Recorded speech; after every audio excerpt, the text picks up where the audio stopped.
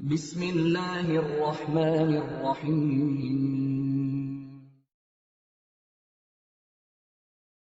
Assalamu alaikum wa rahmatullahi wa barakatuh. You are welcome to our program on marriage and its contemporary realities. My name is Ibrahim Yahya, and we have been discussing issues relating to marriage and marital life. And in our just previous episode, we discussed all those things that can bring joy after marriage. But in this episode, inshallah, episode number 7, we are going to discuss the causes of marital problems. And I have with me to discuss the issue, Sheikh Muhammad Isa Ali. Sheikh, you are welcome. Thank you very much. إن الحمد لله نحمده ونستعينه ونستغفره ونستهديه ونعوذ بالله من شرور أنفسنا ومن سيئات أعمالنا من يهده الله فلا مضل له ومن يضلل فلا هادي له وأشهد أن لا إله إلا الله وحده لا شريك له وأن محمدا عبده ورسوله اللهم صل وسلم وبارك على هذا النبي الأمي النبي المصطفى والأمين المجتبى وعلى آله وأصحابه ومن تبعهم بإحسان إلى يوم الدين أما بعد. I greet you, brothers and sisters in Islam. I greet you with the words of peace. Assalamu alaikum wa rahmatullahi ta'ala wa barakatuh. Our topic of today, as introduced, if two people come and stay together, their perceptions can never be the same. And their exposure can never be the same. And their knowledge, the level at which this man has studied and what he knew may be different from that of the other.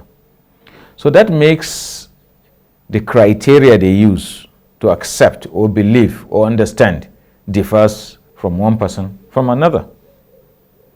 And that is why the word tolerance must come into play when a husband and wife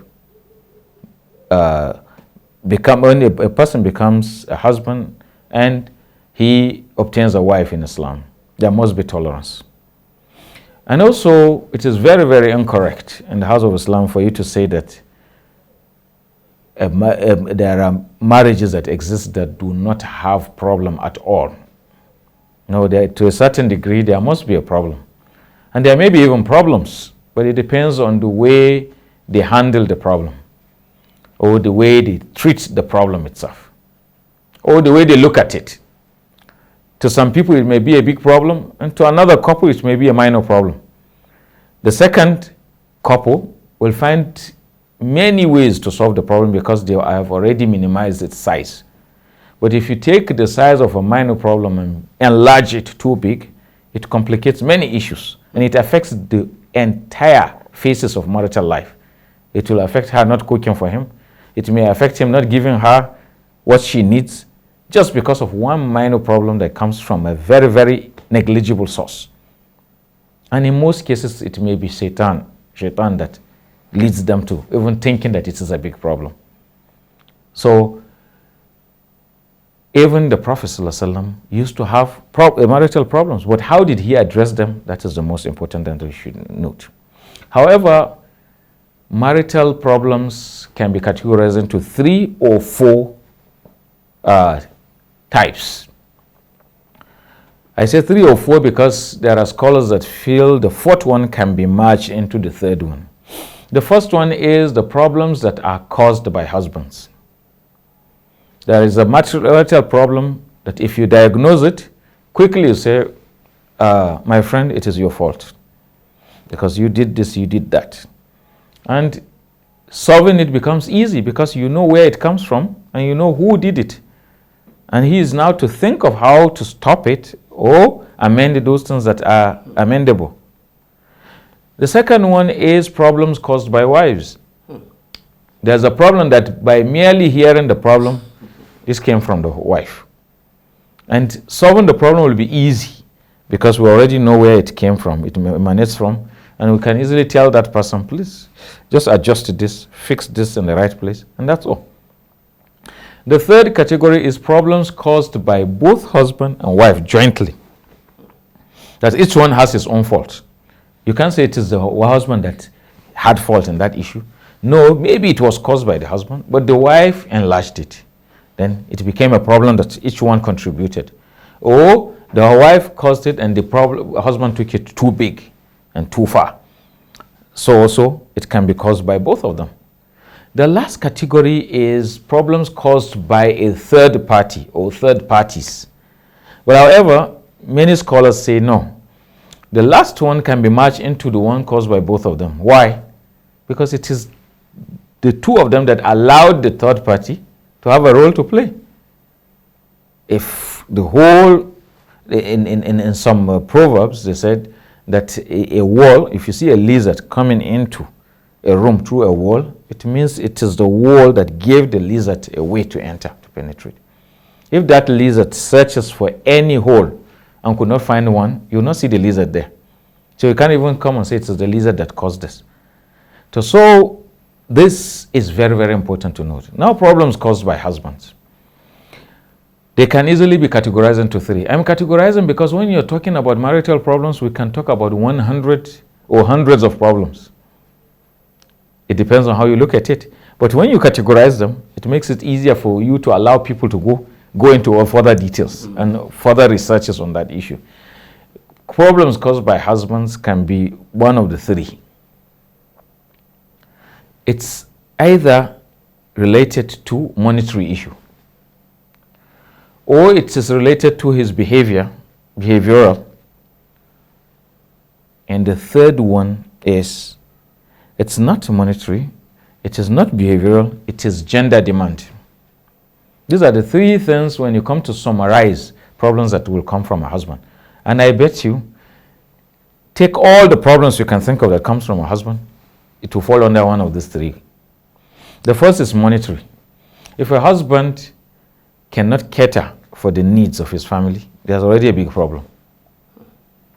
He may have his reasons, but those reasons may reach a stage there where they are unacceptable. He must find a way out, because the word marriage is a covenant. You must have a place you play that your wife will stay. You can't say, no, the house rent has gone too high, so now I cannot cope. So let her stay where she is and I stay where I am. Then Islam has no room for that. Number two is feeding. You can't say, no, the situation has reached a stage whereby I cannot even feed my family. In Islam, it will reach a stage whereby the marriage can be discontinued because of that particular reason. So also clothing. So also basic needs. Basic needs, not wants, not her wants. She may want to have an helicopter. She may want to have a ship that goes across the oceans. But needs, basic needs as a human being, those things that have some link with money, a husband must cater for them. And if he is unable, then the problem is caused by him. I said needs and wants because there are some husbands and wives that cannot even distinguish which is needs and which is wants. And in the course of discussing needs, you enter into wants. That of wants in the house of Islam is something that is negotiable. Yes, you want this, but that thing is not a need. Let's say she said, you must buy me a car. Is that a need? In most cases, it's not a need. It's a want. But you must provide for me to move from one place to another. That one is a need. And it depends on your class or category in the society. The next one is problems caused by the behavioral problems. Behavioral problems are not necessarily, they don't have much to do with money. It is his behavior. If a husband always frowns at his wife, or a husband always shouts at her, or a husband always abuses his wife, or a husband always suspects his wife, or he complains too much, every minor thing is a problem. Every minor thing in the house is a problem. That is behavioral. Or a husband leaves his wife for too long and may have one reason or the other. Some may be genuine, some not. But it can now reach the behavioral aspect of it. Or a husband that is careless with regards to who he relates with. He talks to women anyhow, And the wife will be saying, who are these women? I say, no, that's not your business. I'm the boss in this house, so you can't ask me. Or a husband that is always Mr. Right. All these are behavioral problems. Or he disrespects her relatives and her parents or her loved ones. This is also a behavioral problem. Then the third one is gender demand. And almost all married couples know what I mean by gender demand. There are the urge in a man that made Allah allowed him to stay with a wife to answer to those things, the needs, to the best of his ability and capability, is a must and a duty upon him. And if he fails, then there will be a problem somewhere. So there will be problem, but it also leads to marital problem. Then the next aspect is problems caused by wives. Even problems caused by wives can be categorized into these same three groups. The first is monetary. The second is the behavioral aspect. And the third one is gender demand. The monetary, someone may ask, why monetary in the aspect of woman? Yes, if she is the nagging type of wife. I want this, I want that, I want this, I want that, I want this, I want that. Even if he says, okay, don't worry, maybe towards the end of the month or in the next 2 months I will do it, she keeps repeating the same thing. It causes marital problem. Or you know his salary and you know his income, and you keep asking him something that is above his monetary power. That will cause a lot of problem. My friend, her husband bought her this. But her husband may happen to be the managing director of a particular powerful establishment. And this man is just maybe a class teacher. You can't compare them. Then you keep nagging. And excessive demands, even when it comes to marriage itself. At times it affects the marital life later. They must bring this, they must do that, they must do this, they must do that. Maybe he goes and borrows from different sources. After she comes to his house, that hatredness is already established. Then look at this woman, the way she caused me all this inconveniences just because I want to marry her. So that is where monetary comes in. And comparison as well. Always trying to compare yourself with some other group of people. So the monetary is more of demands and requests that has to do with money. So that is already a problem, and it complicates many things when it comes to marriage. The other one is behavioral. The behavioral aspect is the way you talk to your husband. If a husband talks to you in a nice way and you talk in a harsh way, already there will be a problem in that marriage. Or you are annoyed and you don't tell him, you keep it to yourself, and you keep piling them up, it's already a problem. Because when a small thing occurs between you and him, you said, 2 years ago, exactly this is what you did. Sir, 2 years ago?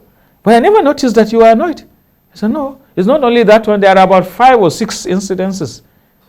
Already it's like you are preparing to fight a war between you and somebody. So everybody is preparing with his ammunition. Keeping diary of Aha. So you have piles of useless and harmful things that she is keeping.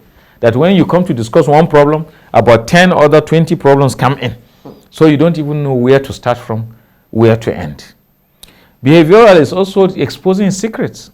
Every minor thing between you and him, he hears it from somebody else. Or she takes the phone. We're in the era of phones now. Any minor thing with her husband, phone call. You see what he did again? Any husband that hears this, that marriage will definitely have a serious problem.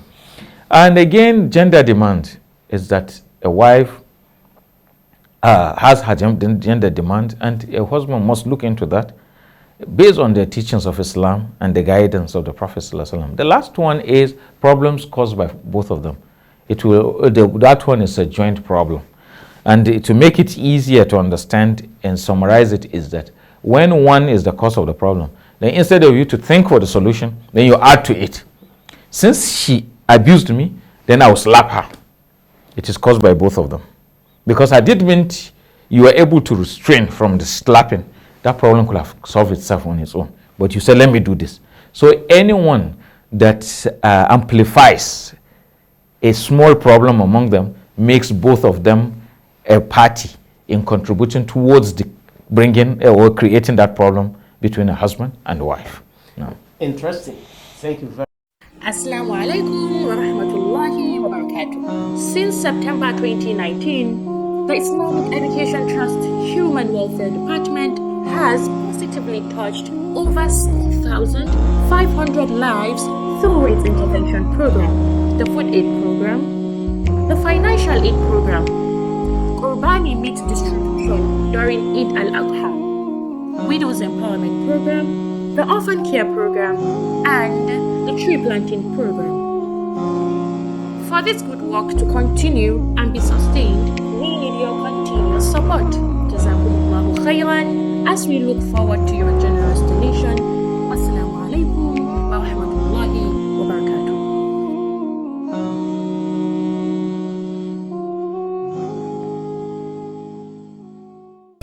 You are welcome back after the short break. Before we went on break, Sheikh was causes of meditation regarding problems, causes of problems in marriage, and a lot of interesting areas have been touched. Because of the way these issues need to be trashed out, and because they are all life experience in our own time between couple. We would like to emphasize some of these areas, and I would like Sheikh to kindly tell us once again the categories of these marital problems. Okay, Alhamdulillah. Scholars have grouped marital problems into three. That is, you can hardly find a marital problem that doesn't fall within one of these three. The first one is that problem must be caused by a husband. It's either the husband that caused it. It just didn't come on its own. No problem just enters your house from nowhere. It's either the husband brings it into the house, or the second one, the problem that is caused by the wife. Solely. When we say husband, it means solely he was the cause. And the wife, solely she was the cause of that problem. The third one is problem caused by both of them. Caused by both of them in the sense that one contributed and the other amplified it. And the fourth category that they are saying, that the one caused by third parties, if you say it's a third party that caused it, who allowed the third party into the issue? Is we must have exposed the secret that the third party had, and that's how he came into it. But if you make the whole relationship highly confidential, then the third party won't even know where to penetrate and do something.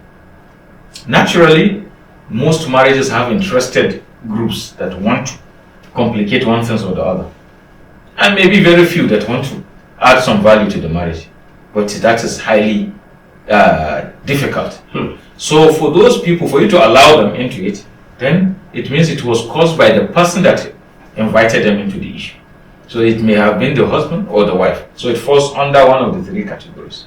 So these are the three categories of causes for marital problems.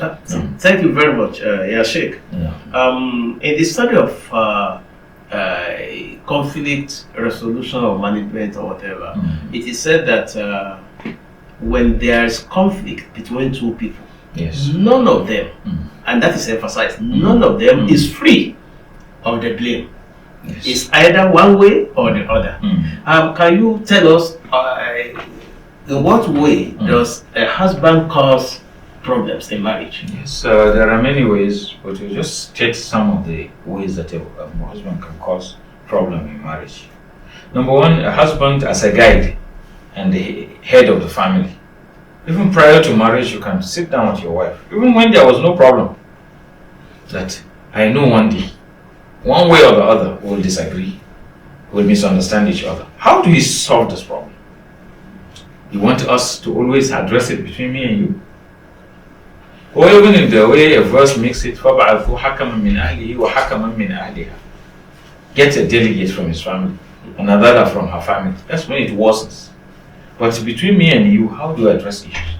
Okay, the best way to do it, we don't discuss it when the problem just happens. let's give it minimum of 3 days. This is a formula between husband and wife. And even after that 3 days, we can move out of the house, get somewhere, sit down and just discuss the issue. Or that we should not allow any third party into the issue until when it escalates and reaches a very, very unbearable state.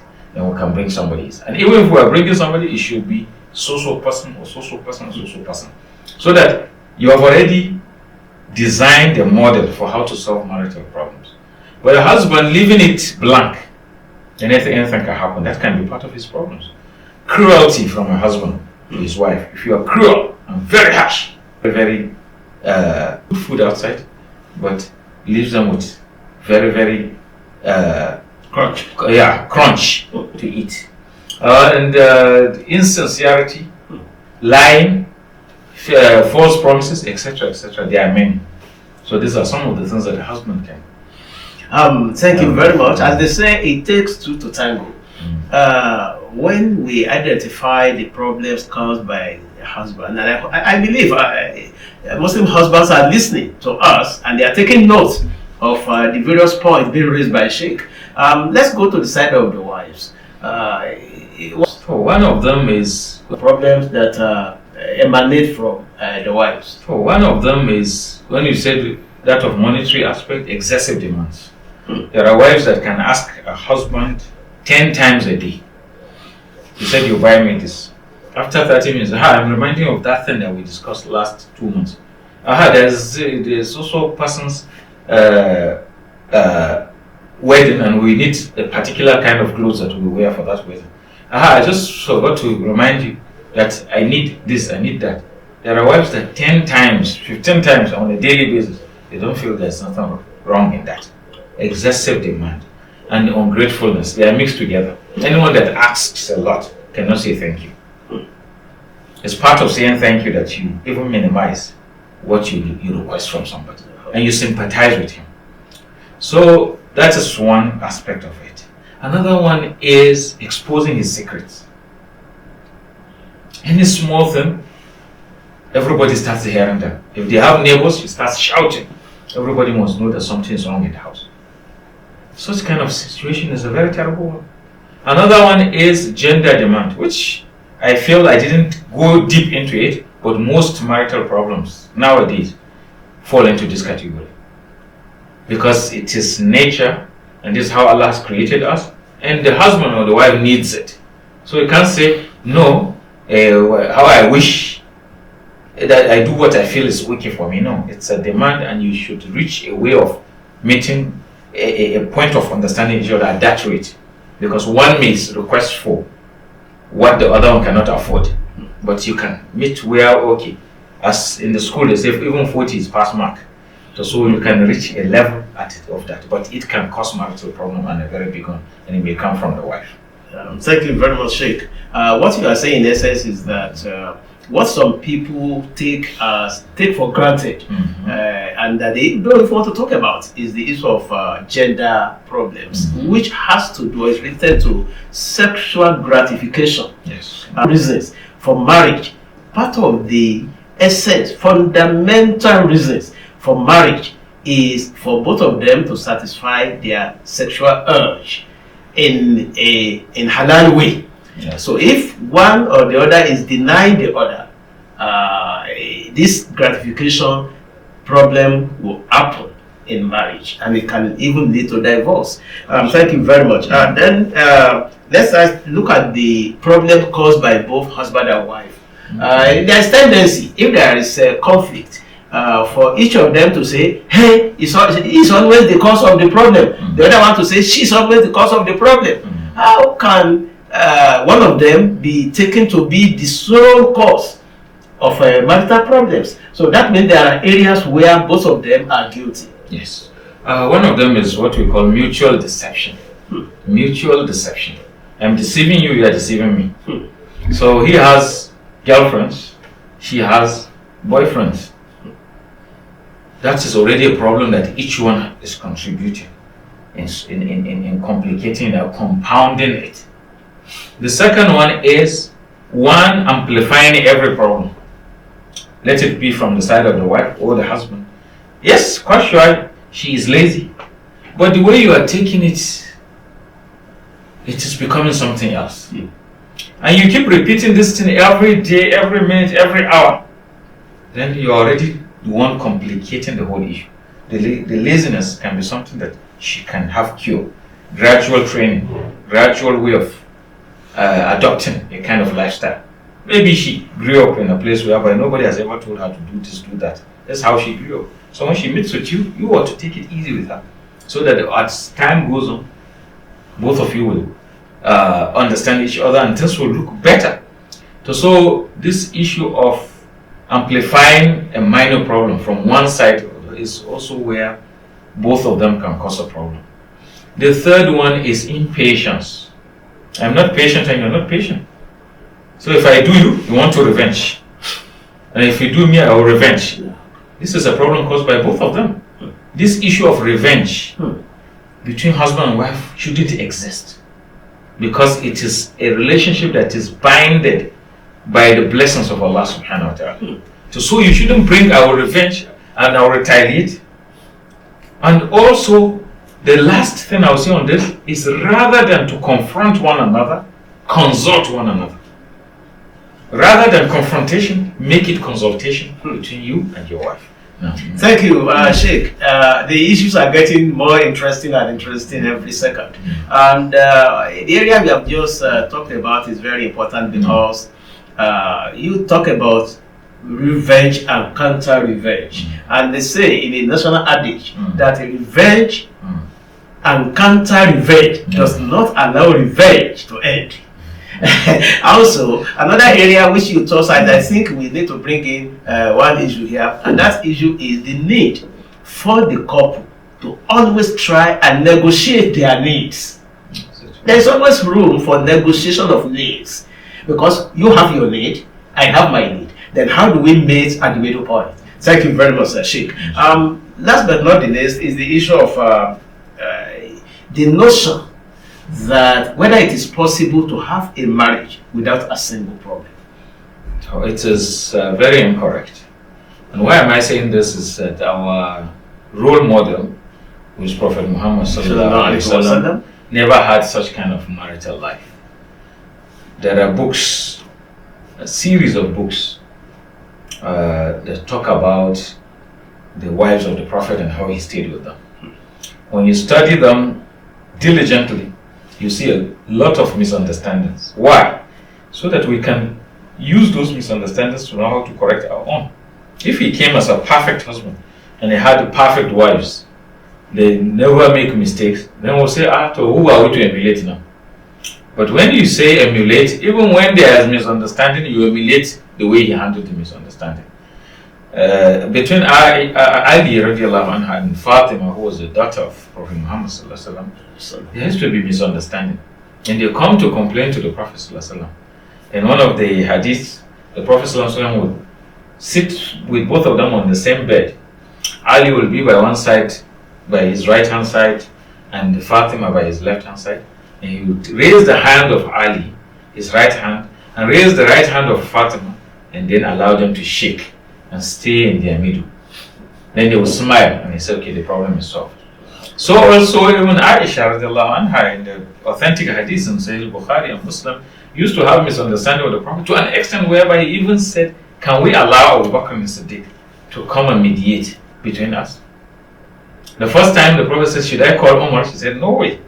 Because Umar is the father of Hafsa, and Umar will know the details of what's going on between the Prophet and Aisha. So let me call Abu Bakr. He said, okay, no problem. But even when they were to narrate the stories, the Prophet was asking Aisha, should I speak first or you will speak first? So it means there was marital problems in the house of the Prophet, but he handled them perfectly, in a prophetic way, and in a worth emulating manner. Thank you very much, Sheikh Muhammad Isa Aliyu, for shedding light on this aspect. It's very important because marriage is a sort of union that involves two people. And this, with different, at the other time, comes into the marriage with different characteristics, different perceptions, different worldview and different needs and wants. And the other time you assisted us in distinguishing between wants and need. Want has no aims, but needs are more practical and straight to the point. And thank you very much for taking us through all this. I believe our listeners, our viewers have been enjoying this discussion. The discussion has been very, very lively. And I believe everybody, both married and the potential husbands, are listening to us with a view to taking some lessons from this and make them bear on their life and their marital life. Until another time when we come with another episode of this program, on behalf of my colleague Sheikh Muhammad Isa Aliu, I'm saying thank you very much. Wa jazakumullahu khairan. Wassalamu alaikum wa rahmatullahi wa barakatuh.